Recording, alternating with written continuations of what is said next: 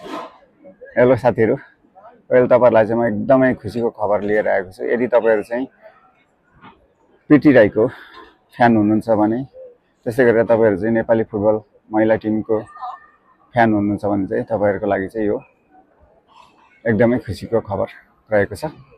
Well, केही दिन अगाडि चाहिँ नुवाकोटमा एपिएफको लागि चाहिँ फुटबल खेल्ने क्रममा चाहिँ पिटी राई चाहिँ मैदानमै घाइते भएर चाहिँ मैदानबाट बाहिरिएकी थिइन्।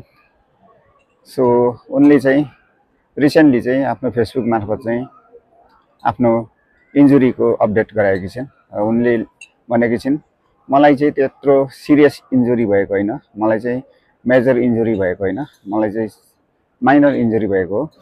र म चाहिँ फुटबलमा म चाहिँ मैदानमा चाहिँ विथिन 1 विक अर 2 विक्स भित्रमा चाहिँ फर्कनेछु। सो यो चाहिँ एकदमै फुटबल फ्यानहरूको लागि र पिटी राईको फ्यान फलोवर्सहरूको लागि चाहिँ खुसीको खबर हो। वेल, केही समय अगाडिदेखि चाहिँ एउटा रुमर्स पनि चलेको छ कि पिटी राई चाहिँ एन्जिला तुम्बाफोले खेल्ने क्लबमा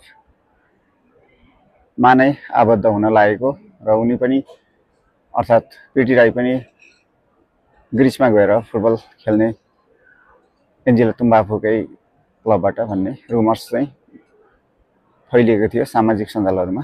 वेल, यो चाहिँ हल्ला मात्रै हो, रुमर्स मात्रै हो, यसमा चाहिँ कुनै सत्यता नभएको स्वयं नेपाली महिला फुटबल टिमकी क्याप्टेन तथा ग्रिसमा अहिले फुटबल खेलिरहेकी एन्जिला तुम्बाफो सुब्बाले बताएकी छिन्। सो तपाईँहरूलाई चाहिँ यही न्युजहरू अपडेट गराउनु थियो। Thank you so much.